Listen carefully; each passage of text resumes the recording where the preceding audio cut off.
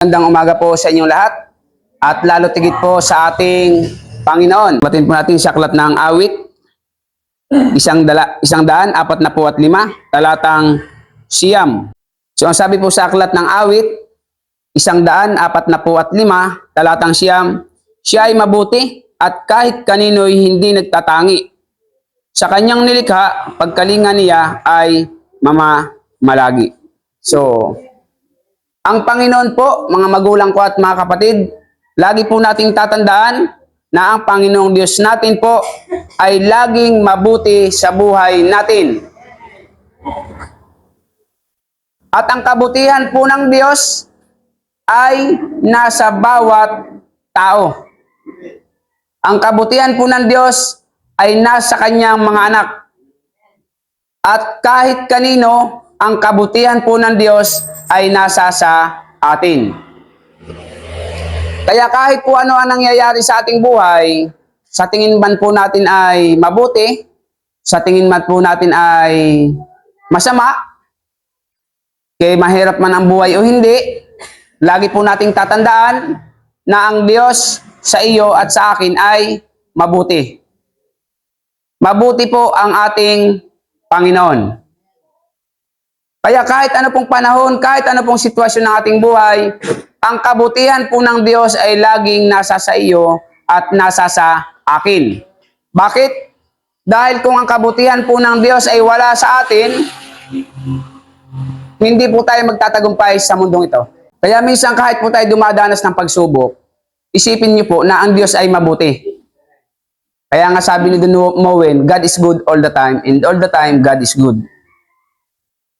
Ano po? I'm a witness.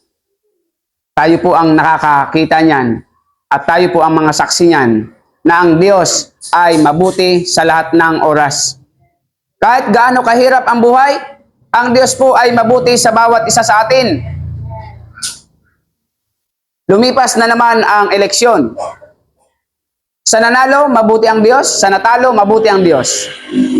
Bakit? Dahil lumipas po ang eleksyon ng may kapayapaan. Walang kaguluhan. Ano po? Di ba?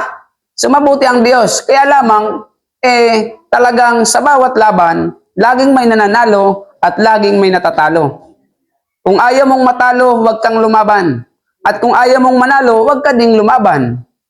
Sapagkat sa bawat laban, may nananalo at may natatalo. Pero isa lang ang sisiguraduhin ko sa iyo, pag lumaban ka ng pananampalataya at paglilingkod sa Diyos, laging panalo. Walang katalo-talo. Sa eleksyon lang may natatalo. Pero sa paglilingkod sa Panginoon, walang katalo-talo. Kaya mapalad ko ang bawat tao na naglilingkod at nananampalataya sa Panginoon sapagkat hindi po tayo lugi, tayo po ay laging panalo sa harap ng ating Panginoon. Kaya po lagi nating tatandaan mga magulang ko, mga kapatid, kahit may kahirapan ng buhay, isipin niyo po na ang Diyos ay mabuti pa rin sa bawat isa sa atin. Kahit dumaranas ka ng problema, pagsubok, kawalan, kahirapan, may sakit ka man o karamdaman, ang Diyos po ay mabuti pa rin sa bawat isa sa atin. Kaya po, ang dapat nating gawin bilang mga anak ng Diyos, tayo po ay magpatuloy sa Panginoon upang ang kabutihan ng Diyos ay laging mamalagi sa bawat isa sa atin. At ang kabutihan ng Diyos ay nasa sayo at ang Diyos ay hindi po nagtatangi. Ang Diyos, basta nakikita ka po niya na ikaw ay masipag sa paglilingkod sa Kanya, naglilingkod ka sa Kanya, kahit po may kahirapan ng buhay, may problema, may sakit karamdaman, nagpapatuloy ka po sa paglilingkod sa Kanya, ang Diyos po ay walang itinatangi. Hindi po ng Diyos tinitignan ang sitwasyon ng iyong buhay. Kay mayaman, kay mahirap, ano po? Hindi po yan tinitignan ng Diyos. Ang tinitignan ng Diyos ay kung paano ka sa Kanya naglilingkod. Isa lang ang pagtingin ng Diyos sa tao. Kung ikaw ay anak ng Diyos, ang Diyos hindi po nagtatangi. Pantay-pantay ang Kanyang pagtingin. Kaya ang kabutihan ng Diyos ay laging nasa sa iyo at nasa sa akin. Siya ay mabuti at kahit kanino hindi nagtatangi. Tandaan niyo po yan ha. Hindi po nagtatangi ang Diyos kahit kanino ha. Baka sabihin niyo, bakit yung ibang nagsisimba? Bakit yung ibang born again? Bakit yung ibang nagsisimba? Laging maraming pera. Ako linggo-linggo nagsisimba, wala namang pera. Ano?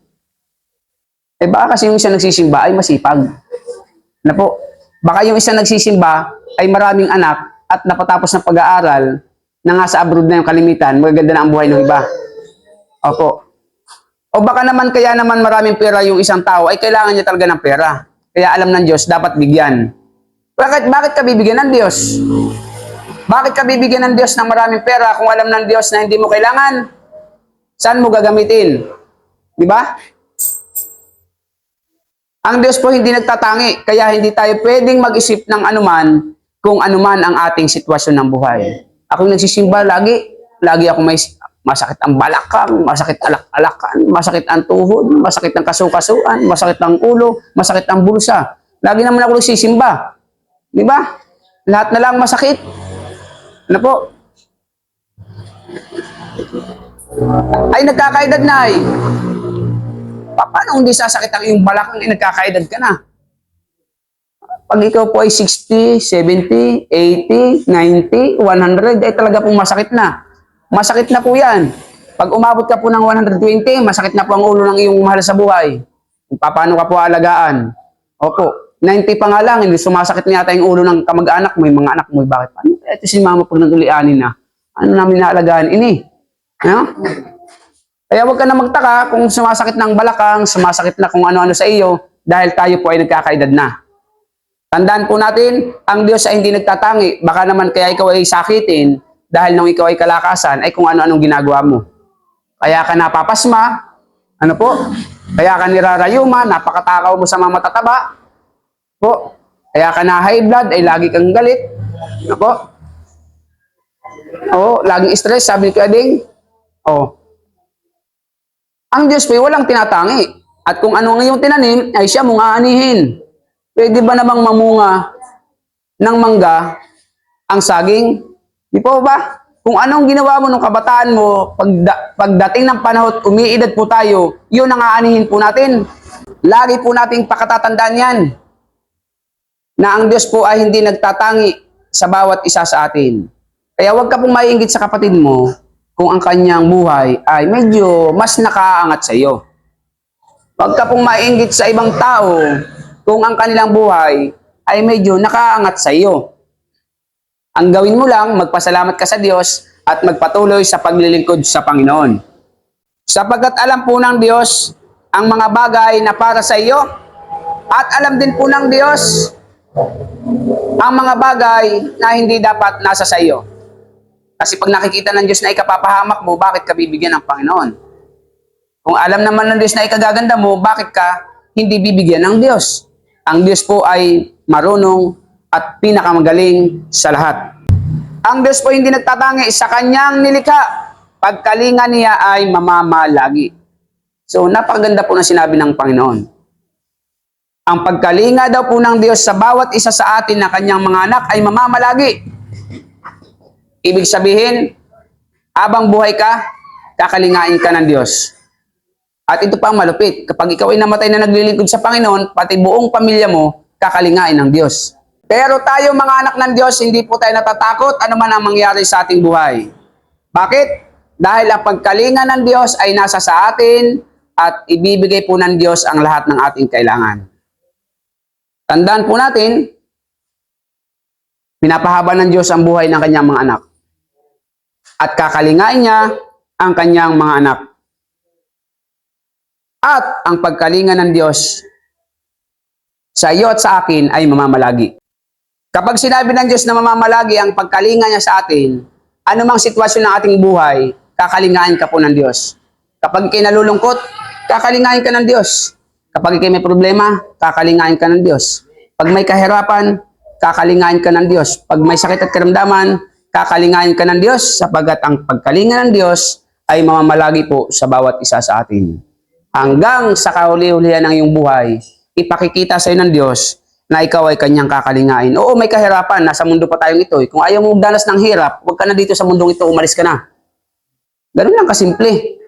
Ayaw mo mahirapan? Umalis ka na. Punta ka na sa ibang planeta. Oh, you may go. Oo. Punta ka na daw sa ibang bansa.